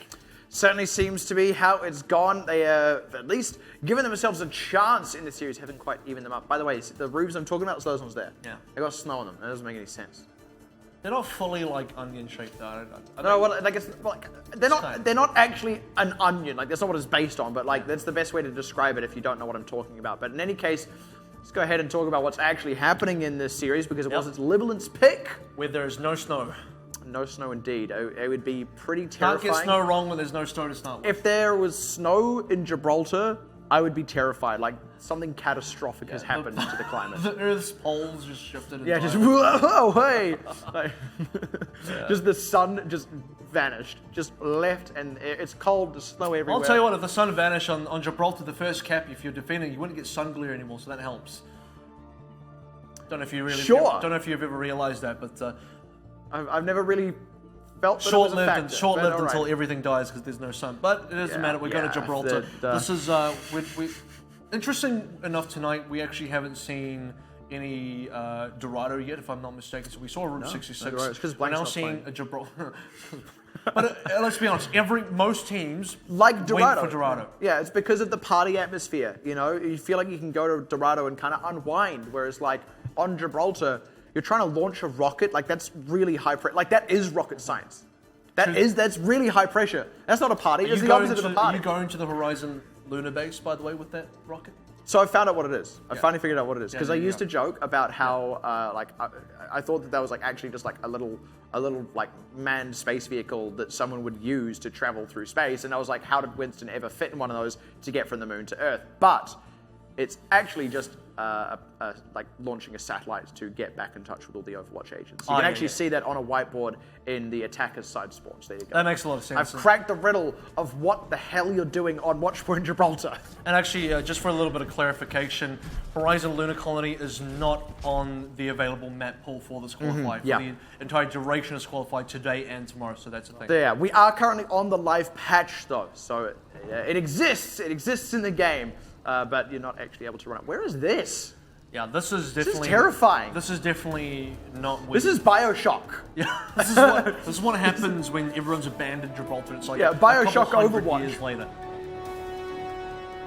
Oh my gosh, is that what's in that spawn room? I've never turned around and looked behind me. Exactly. You spawn, you just go. You just go. Yeah. You're like, I love Overwatch. I want to play the game, but you never turn around and see the dark side of Overwatch. That's where all the mercy men live. dark side of Overwatch. Hobbled up in their cave on Watchpoint Gibraltar. All right, well, let's actually get underway with this match on our hands now. This is going to be Libalent on defense first, but already Jasper D-Mech, so Talon looking a little bit stronger on this offense as they're really pressuring his members. Not quite converting the kills there until they finally pick out Jasper, but the pressure is all they really need here, because getting the payload underway is what counts, and Pepper didn't really have a good spot to recall to there, unfortunately. He was in the action too long. Spin all his blinks as well. That's a situation as a Tracer when you just got absolutely nothing. Your recall doesn't save your life. Mui on the other hand, and this is interesting because we said, look, is Mui on Tracer the answer that Talon needed? And so far, it just might be. Yeah, ASO again on the Soldier, and now set up on this high ground. They're just absolutely ripping them a bit. Finally, Darius able to convert one back onto Hanji, but it's 1 for 1, and without Celine going down here, sorry, with Celine nearly going down here rather, look, they're just still getting the damage through. ESO finally goes down, but the payload what's moving, and that's what counts. And speaking of Moo, he's gonna get this. There we go. This is great play. They convert on Jasper as well. That's good. This is what happens when you drop the Sombra and pick up the Tracer. We've been waiting for this the entire day. Talon kind of just, they're looking like a team just moving on through. Finally, they'll get stopped up because Celine commits to Transcendence. That is, and last what they have, but Smallpond has his own anyway. They're trying to get time for this nano boost so they can commit it onto Dariton or Hotade, but Dariton down, which means it has to go onto Hotade, and now he doesn't really have much of a team left behind him, and this is a completely uncontested tactical visor, plus the sound barrier keeps them alive through the non-damage, as it were, from the Dragon Blade. This is really just Libalent Supreme throwing bodies at the point and giving Talon back the ult charge they just used up. Yeah, a little bit. Talon, I would agree with that. I think Talon do recharge a decent number of ultimates, but for Libalent Supreme, they do also reset the situation because the alternative would be LS don't try and recontest, and then Talon walk on through with a big ultimate advantage. Now they walk on through with an ult charge, I would say somewhat of an advantage, but that doesn't actually translate to ults itself, so for LS, this is a much better situation. It absolutely is, and they're not quite able to get onto this high ground, unfortunately, but they have the tools to contest it, but not with Celine going down to Mui's dive. Hanji a little bit deep and a little bit low, but he should be able to retreat safely, and because they've got the high ground lockdown, no one can safely dive onto him afterwards. Forcing out the self-destruct from Jasper is actually really huge. He did that so he could at least get back into his mech, but he's not even finding a good place to do that as Hotade gets picked off.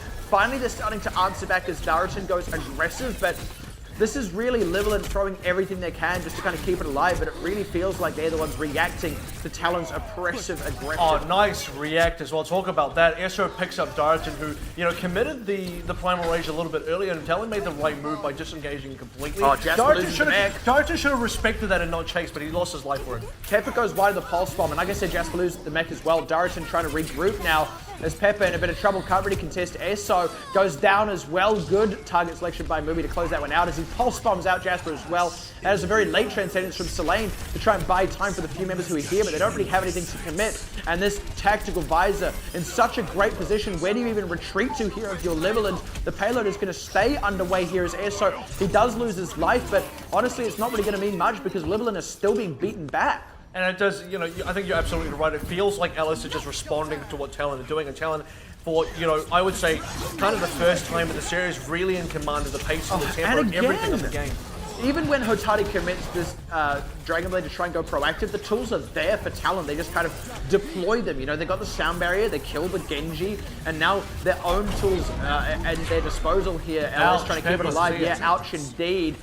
And that's despite the sound barrier having already been used there. Libalent not even able to leverage that to keep themselves really going in this fight. And once again, they're tossing everything they've got at the point. Once again, it's going to go over anyway. And once again, they give Talon a ton of ultimate charge. Yeah, so for Talon, they use all the ultimates, and that's when Alice need to say, okay, we can back off here. We've baited out all the talents, or the ultimates from Talon rather. We don't have to commit anything else here. All of the talents. All the talents. All the talents are baited. And Hotade changing onto the Soldier to try and get that contest on there, now changing back onto the Genji.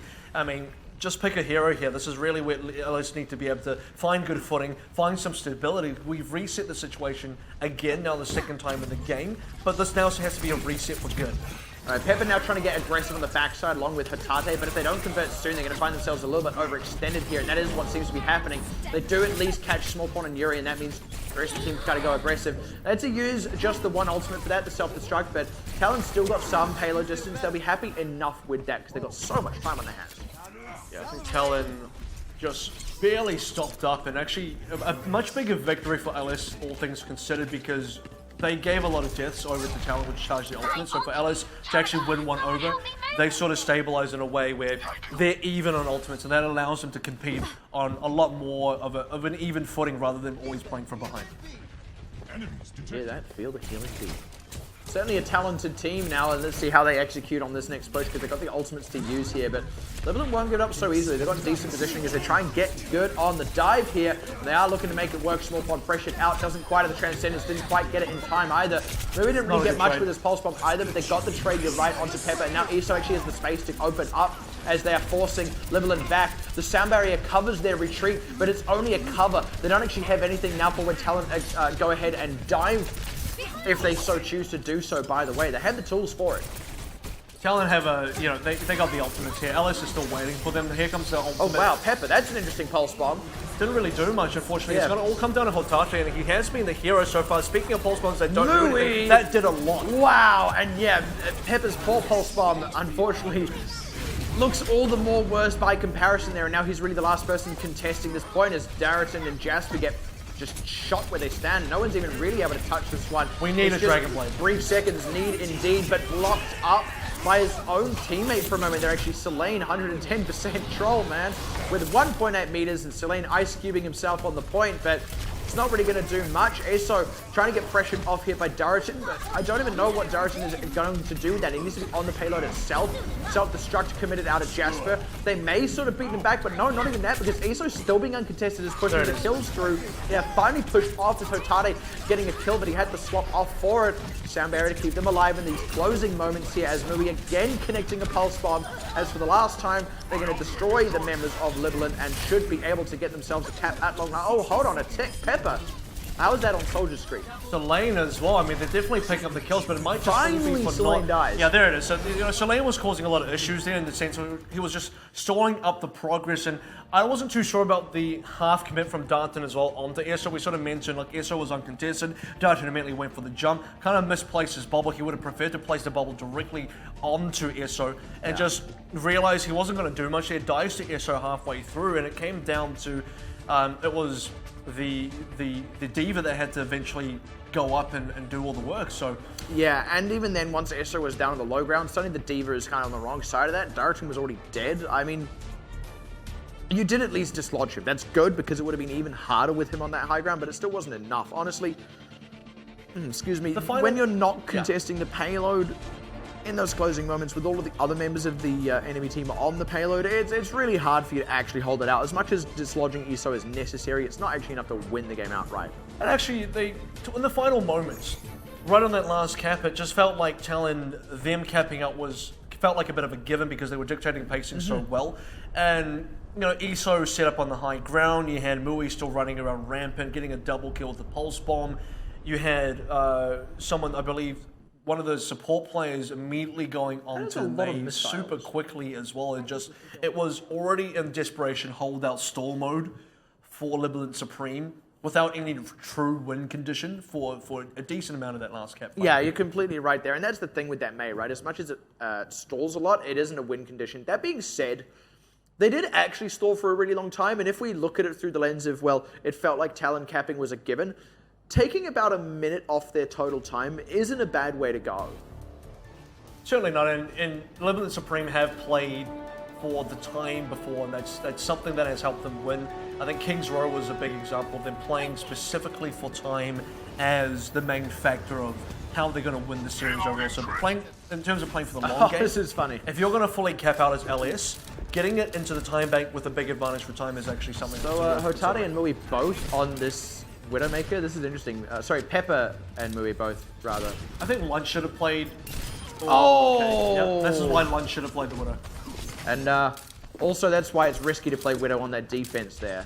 I mean, even without there being a Widow on the other side, right? Unless you actually get picks, you just kind of end up giving up space. Mui onto the Widow and S onto the Tracer, this really shouldn't be happening. And Mui staying onto the Widow is actually a big mistake because Pepper has already hit an ult charge. He's going to get the first Infra Sight, and Mui has to reposition here. He's just behind. Yeah, this is a really oddball kind of pick, and it's honestly looking like it's just going to hurt them. ESO nearly losing that 1v1 as Hotade able to go aggressive on the backside. Mui, there we go, striking back, and actually they're really opening up here now as ESO is able to get onto Selene. They actually picked Jasper's mech in that as well, which really helped them, and Mui is on the low ground, but he actually got extra picks there onto Darrington. He's kind of relying on the rest of the team to close out these kills, but they will at least be able to do that and buy a lot more time now for Mui to make it back again. So Talon holding on, but that wasn't actually super clean. Absolutely not. I think for both teams that's quite relevant. And both Widowmakers just trading shots onto each other. Eventually Talon do win out here because you've now stopped up the cart. Despite Ellis getting the initial pickoff, despite Pepper initially beating Mui, they haven't got enough progress to make it really worthwhile. And again, these Widowmakers, you know, gentlemen's duel as it were, perhaps a ladies' duel. And Mui's actually got the better ult charge, but oh dear, Essa getting picked off. They do trade back onto Darrington though, which makes it hard to commit onto the dive, even with Hotade close to that ultimate. Now, spotting out the movements from Mui is nice. Pepper can't exert quite so much pressure. They are at least bleeding out the clock. I think for Ellis, they're going to wait this out. They understand, don't play into the infra side, wait for it to run out, then play again. Specifically, you're running a Widow of your own. You don't want to be in a situation where Mui's just going to send Pepper back to the spawn room, and that was a close shot. Yeah, both of them really close. That's one of those real nail biters. And actually now Pepper doesn't quite have the same clean sight lines as he did before, so he's having a much harder time with this. And also, the dives onto him are doing a lot more work. Now already Ellis getting forced back. They had to go aggressive with the sound barrier if they want to get into this, but they're beaten back by the self-destruct, double transcendence out, but Selene isn't really around his team as his runs out, but they are pressuring Small Pond back as Hotade can finally open up. A little bit low, but it did pick Yuri. And now, he missed the wall climb. He missed the wall climb, sure, but the rest of his team has actually been cleaning up the members of Talon while Hotade has been on the retreat. So look at how aggressive Darrington is able to go, and that's actually safely go. Now he'll be able to rejoin the fray onto the last members of Talon who are contesting the cart, but they should be able to get a cap drop to that. They should be able to. The time is definitely still bleeding down, so I think for Talon, this is almost going back to Volskaya, where they just make LA spend so much time on that first cap that it really affects the rest of, you know, their progress through the streets, or through the hangar rather, and then onto the third cap. I mean, it's just, it's really going to stop them up when we do get to that third cap. And the difference is they're actually fighting over this high ground, whereas on their attack, Talon were able to just take ownership of it. So already this is looking a little bit better on the defense, and they are indeed going to be able to take the high ground itself as well. Oh, or maybe not, actually. Mui's just going to stay onto the Widow as well. It's starting to get a little bit risky, I think, and there may be the time to swap sometime. Yeah, may just be. That's someone being powered up here as they're going to get into it. Selene with that Transcendence running is trying to keep the team topped off. Hanji doesn't actually have an ult, and he's a little bit separated off from his healers. Not sure what he was doing quite that isolated, especially without doing the damage down. And now with Lunch demeched as well, the trade onto Pepper is probably not going to be enough. They are at least burning down more clock, but it's probably not going to do as much as it did last time. They get a couple more kills here. Dragonblade's still available, so I expect Hotade to just turn it on and clean up. But he actually needs to live. He needs a little bit of healing so he can get this ultimate on. And he has got that healing, so he will get the ultimate off straight onto Mui, and good damage onto Hanji as well, so they can close that out. Now looking to demech Lunch once again. Small Pond will be able to come in with a Transcendence, but I would like him to hold it. This is probably a foregone fight. They've actually got a lot of holding to do here on this last point now, and they haven't really. Oh, this is good. They can get all these kills as well, which is really going to stagger out Talon. How were Talon not prepared for that? Why were they all so overextended? Talon weren't overextended. They respawned in that forward spawn location because, I mean, the captain go over, a couple members then spawned, and that was just an unfortunate timing for Talon. That's really going to stop up their ability. That's why. They're really going to stop up their ability to get an early defense here. So for LS, they're making up for all this lost time they lost on the first cap, and it's starting to pay off. Yeah, that is absolutely the case, and now it's actually even harder, even more time they have to stall out for. Mui out on this Tracer again, though, playing the greatest hits with Small Pod pegs, as is Yuri. How are they letting this dive just go off without a hitch? The Transcendence out from Selene as well. All they've got so far is Darrington. They're on the cusp of losing Lunch's mech, and Mui going down as well to Kasuke of all people. Yeah, Small Pond has Transcendence, but I mean, he hasn't committed it because there hasn't been enough low team members. They've either been dead or he's been dead. The problem is Ellis need a win condition here. The Pulse Bomb might just be it. Hotade needs to live long enough to get a Dragon Blade. If that can happen, Yuri. then Ellis can actually cap on through, but unless they won't. Talon are staggering on though, that's the only thing. They're not actually converting kills back onto LS themselves, so LS don't really have a win condition, but they're getting the kills while Talon are not, and Talon should have the respawn advantage. Now they're trickling onto the point, getting picked off constantly. How has no one at all got a single kill since the second cap went through for the side of Talon? They're just missing the mark totally. The same thing that plagued them on the first 2 maps, and it's going to plague them here again as LS push it to time bank with more than double Talon's time. And this is why you keep Mui on the Tracer, you keep ESO off the Tracer. Not because ESO's not a good Tracer, but ESO on the Soldier, Mui on the Tracer has been the most effective lineup for Talon so far. And to answer your question there, you know, how is it the case that for 2 stages of the entire defense, it just looked like Talon were unable to get a single good defense, and they just staggered themselves, they just trickled back on into the ball that was Libalent Supreme. And I mean, it was time and time again that they never really grouped up, they never really stabilized themselves and reapproached their defense as a full unit of 6, and being picked apart, getting the respawn camped as well, just the unfortunate respawn timers as the cart went over, the cap, and just everything just was not going in their favor. Yeah, really, really rough. The thing that kind of baffles me is, you know, they found something that really worked well on Volskaya, like you said, running ESO on Soldier and Mui on the Tracer, and I just they haven't here. That started on this thing. here, I believe. I'm a little bit baffled. Oh no, I'm wrong. Never mind. I'm a little bit baffled that they opted to not do exactly that. I mean, look, if you find something that works, why swap off, especially onto something like a Widowmaker that's so high risk, high reward? Like, why shoulder the extra risk, especially when it's untested in this particular tournament against this particular team? It was actually well read enough that if they expected Ellis to also play Widow, them playing the Widow itself to counter out Ellis' Widow was good. Other than that, Mui stayed on the Widow in the hangar, which was a bit of a mistake. I think he should have swapped up far sooner. Yeah, again, imagine if ESO Soldier had been able to take that high ground, it would have been a completely different story. But now again, on the attack with that Soldier Tracer, what worked for the last time, 40 seconds indeed. They can just wait for a moment to get the payload underway. That is certainly the plan here to keep Hanji alive as ESO goes to wrap around. Needs to give respect to the members that can harass him out from there. They need to actually convert some kills here so they can get the payload moving. They're having a bit of a hard time. That's the thing, because Ellis is just playing Hanji's on the wrong side of this. How is he so caught out like that? Has no business really being there, but they do at least get a couple of trades back, getting Darrington as well. They will get the payload underway, and now they're able to exert the pressure because at least Mui and ESO kind of uncontested in this one, picking off the Kade as well. Payload moving, LS and now this is very, very rough for LS actually. It will be staggered. Okay, so we are going to go into the overtime, and so for LS, despite losing all those members, they did an extremely good job of pushing the time into the overtime. Now we're into a really bad spot for Talon because they can't leave the cart, and they want to leave the cart. When you get to this part of the first cap, you want to be able to spread out, really divide yourselves, and really try and flank well, but you're not going to be able to do that if the cart requires constant attention. Volskaya in, but it doesn't actually connect onto enough. And Talon a little bit shy of a few crucial ultimates, but if they can get those up, they can really go hard on this fight now as he's so able to stay alive. D-Mech and Jasper, good open, and that gives them the tactical visor. This is exactly what he used to do before when they were playing Detonator Career, but unfortunately it's turning pear-shaped, and it should indeed be it. Going to fall short of the mark being that first point cap as Hotate slices them to bits.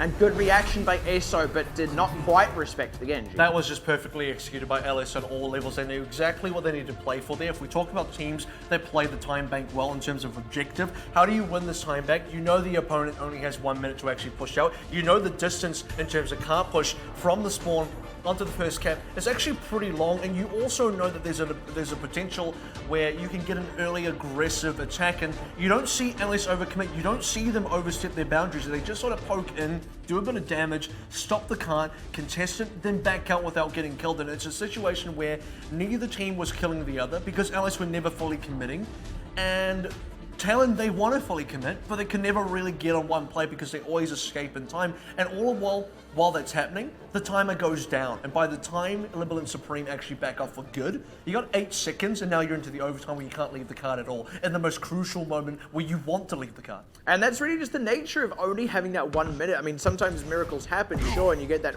huge momentum, but often it's after you get that first cap. So now actually Talon's poor defense, to be honest, is going to have cost them a lot. They had to hold for double that time and not give any of that distance, really. I think it's reasonable to hold for 2 minutes and a bit because it's doable. Considering that Talon already actually did do that, in their initial defense. Their first camp, they bled out a lot of time, which is kind of why they had a little bit of grace going to the further 2 caps. So LS made up for that time, but LS definitely struggled there. Yeah, a little bit of a better read here. No Widowmaker out for either side. And oh dear, small pond. Too low and no one really giving respect to that. Yes, small health ball indeed. And now they're going to be able to get aggressive onto Lunch with that Discord on him. At least they trade back onto Selene, but Lunch, if he loses his mech, it might not matter. But Hotari now a little bit deep, may just be too deep. They do demech Lunch though, and they kick Hanji to the dust as well. No punish indeed. How is there no punish as Mui is now caught too deep? What is happening to Talon here? It's like they're just letting LS shoot them. And this is now the point where Talon, the card actually approaches the final marker fairly soon. You are going to get 1 full respawn, but you won't have any ultimates effect. If anyone's and Lunch won't have a mech. LS will have the ultimates. If you lose the mech, this could really be it. Oh, just barely gets back into it. Good cover there by Hanji to allow Lunch to get back in, but they still need to heal off these 2 tanks. Good catch onto Hotari as well, and now they will be forced back just a little bit, but they still have to hold for just over a minute with so little room to maneuver. And actually for LS, they should play this one safe. And it looks like they are. They back out, realizing you don't want to play 5v6. A different LS with a lot more time to work with may have attempted that, but they're not even going to take the risk whatsoever. This works out pretty well for Talon despite not picking up more members. With only 1 minute left and fairly even ultimates all sides around. I mean, still fully defendable. Even ultimates in terms of what's up, but in terms of what's about to be up, a lot more for Talon and a great pick on the small pawn. A lot more for LS, but they convert back onto Selene, so it's a little bit even for now. But Pepper is still uncontested, as is Hotari. No one's answering the DPS. Iso is not getting that much for it. And now opening up is Hotari. There won't be another contest after this one, so unless Mui and Iso pull out something crazy, down. But no, he will not. Hotari, team on his back. There it is. Talon are donezo. They are going home right here, right now. LS are not. And they will get themselves one last shot at qualifying for OPC Season 2. And the good news is the silver lining for Talon is their home is pretty much just in Taiwan anyway. 4 Taiwanese members, they don't have to travel really far to go home. But Libalent Supreme, they came all the way from Japan, and they're not going home to Japan without a fight. In fact, their goal is to never go home to Japan, at least not for the time being. They are going to be having to send one of the 2 Korean squads home, though, depending on who loses between Ardeon and Detonator Korea tomorrow. But one of those may just be fairly achievable for them. Hard to say where the Ardeon one would fall, given how the first match today went between that team and Libalent. But in any case, a well-deserved win by Libalent Supreme, and actually a very strong showing, to be honest. The playmaking was cleaner, the coordination was way cleaner, and the individual players, really started to shine through for Libalent more and more as it went on. Whereas for Talon, it was patchy. It was here and there and then not there at all. And that wasn't the case earlier on with them tonight. It feels like, honestly, the pressure got to Talon, but if the pressure of this got to you, then the pressure of OPC would have got you too.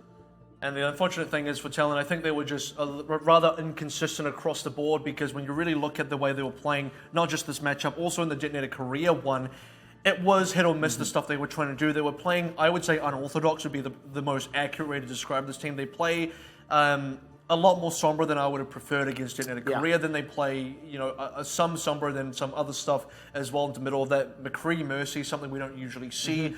A decent read with the Widowmaker, but ultimately not reading well enough because Mui stayed on the Widowmaker for a little bit too long on the Gibraltar map, and just overall taking a lot of risks in terms of the macro strategy, compositions, and all round, getting away with it for the most part with good mechanics from individual members like Iso, really pulling his weight on Volskaya, and a couple of other maps, then Mui really pulling on his weight on Gibraltar all over. But at the end of the day, I think Libalent Supreme beat Talon in the most, I want to say convincing way, but that's because Talon really played out their entire hand. There wasn't like, what's left to Talon? Did Talon have another form? They didn't have another form. They played their best they had their best showing, and it wasn't enough against Libalent Supreme. So fully deserving of taking that victory. It was an all-encompassing win, you're quite right. And that's the thing, right? At the end of the day, when you're trying to qualify for OPC, look, if you couldn't actually beat the other teams in the qualifiers, with you at their best and them at their best, then you weren't going to beat the other teams in the OPC Season 2 anyway. And I kind of touched on that as well. Look, if the pressure got to them there, same thing with the regular season play, same thing would have happened. And I think the other crucial thing is there were a lot of glaring mistakes as well, to be honest, in how Talon played. Their defense, I have to say it, was wholly inadequate. There is no avoiding that. And when their offense couldn't make up for that, it's just not good enough. That would have been picked apart equally in the regular season as well. So it is always unfortunate to see a team with individual player promise go, but they had to go. Well, you know, a lot of Taiwanese players still there, so hopefully we may yet still see some fresh blood going into the OPC despite Talon not making it through. Teams that are going to make it through at least till tomorrow are Detonator Korea, Ardiant, and also Libalent Supreme. So we're actually going to start things off tomorrow evening with Detonator Korea versus Ardiant, both of the Korean heavyweights punching each other up, the loser of which will face Team Libalent Supreme in the loser bracket. The winner of that will go on through. The winner of the Korean matchup will go on through to Season 2, and the winner of the lower bracket match versus Libalent Supreme will also make it to Season 2. But for today, it is all over. One team has gone home, 3 teams remain. I've been Kevin AVRL Walker, joined with me this evening, Matt, Pixie, Carol, and tomorrow evening it all ends. Who's going to get into Season 2? We'll find out. See you then.